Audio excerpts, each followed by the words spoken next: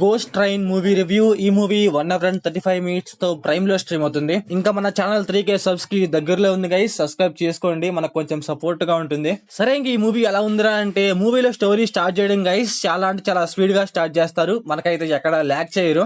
ఇంకొకటి ఏంటంటే, మూవీలో ఒక 5 స్టోరీస్ ఉంటాయి, మూవీ మెయిన్ స్టోరీ కలిపి 4 స్టోరీస్ అన్ని మూవీ స్టోరీకి మొత్తం లింక్ అయ్యే ఉంటాయి. స్టార్టింగ్ లో ఒక 3 స్టోరీస్ ఉంటాయి 50 మినిట్స్ లో. ఆ 3 స్టోరీస్ కూడా చాలా అంటే చాలా డిఫరెంట్ గా, చాలా ఎంగేజింగ్ గా, చాలా పర్ఫెక్ట్ గానే వెళ్తున్నట్టు అనిపిస్తాయి. కాకపోతే ఏంట్రా అంటే, వాటి లెంత్ గైస్ చాలా అంటే చాలా చిన్నగా ఉంటాయి. మూవీ స్టార్ట్ చేస్తారు, లిటరల్లీ ఏంటంటే ఒక 5 or 6 మినిట్స్ కి ఎంజాయ్ చేస్తారు.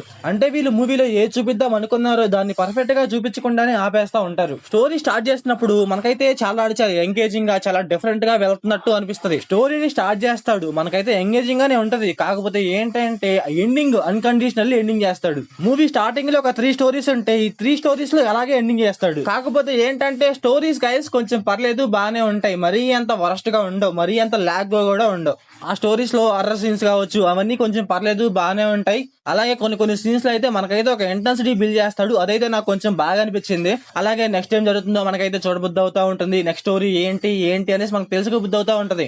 అదైతే మెయిన్ థింగ్ గైస్, మూవీ కొంచెం ప్లస్ పాయింట్. అలాగే సెకండ్ హాఫ్ లో ఒక అమ్మాయి గురించి ఒక చిన్న స్టోరీ వస్తుంది గైస్, సోషల్ మీడియా అనేసి ఒక చిన్న స్టోరీ వస్తుంది. ఆ స్టోరీ గైస్ కొంచెం డిఫరెంట్ గా, కొంచెం ఎంగేజింగ్ గా, నాకైతే కొంచెం పర్లేదు, బాగా అనిపించింది. ఆ స్టోరీని కూడా కొంచెం లెంత్ తీసుకొని కొంచెం బాగా చూపించారనిపించింది. అది కూడా కొంచెం బ్రూటల్ గా ఉంటది. ఆ స్టోరీ కూడా బాగా బ్లడ్ రావటం అంతా కొంచెం డిఫరెంట్ గా బాగా అనిపిస్తుంది మనకైతే. ఆ స్టోరీ అయ్యాక ఒక చిన్న ట్విస్ట్ కూడా వస్తుంది గైస్, ఆ ట్విస్ట్ అయితే చాలా అంటే చాలా బాగుంది. ఇంకా మూవీలో లాస్ట్ ఒక 20 మినిట్స్ అండ్ క్లైమాక్స్ గైస్, ఈ క్లైమాక్స్ కొంచెం డిఫరెంట్ గా రాసుకుంటే కొంచెం బాగుండు అనిపించింది. ఏంటంటే స్టార్టింగ్ లో మనం ఏం చూస్తామో దాన్నే వీళ్ళు చూపిస్తా ఉంటారు, అంటే ఆ స్టైల్లోనే చూపిస్తా ఉంటారు. అందువల్ల అయితే మనకైతే లిటిల్ బిట్ ఆఫ్ బోర్ కొడతా ఉంటది.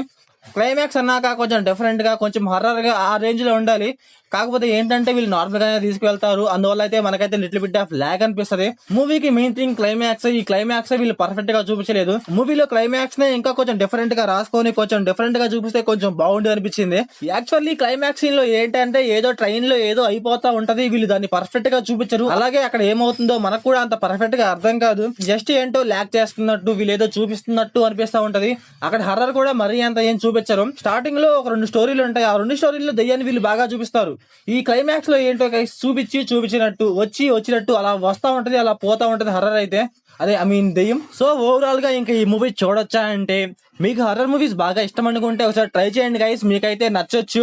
ఎందుకంటే హర్రర్ సీన్స్ అయితే మూవీలో కొంచెం బాగుంటాయి, మనకైతే ఒక ఇంటెన్సిటీ అయితే బాగా బిల్డ్ చేస్తాయి. కాదు ఈ మూవీలో మాకు హర్రర్ ఉండాలి, కామెడీ ఉండాలి, లవ్ ఉండాలి, అన్ని ఉండాలంటే అవ్వదు గైస్. ఓన్లీ మూవీలో హర్రరే ఉంటది, మూవీలో ఓన్లీ హర్రర్ జానర్ ఒక్కటే ఉంటది, ఇంక ఏ జానర్ కి వీళ్ళు వెళ్ళలేదు, తీసుకోలేదు. అదైతే మంచి స్టెప్పే, మూవీలో అనవసరంగా ఏ ఉండవు అనమాట.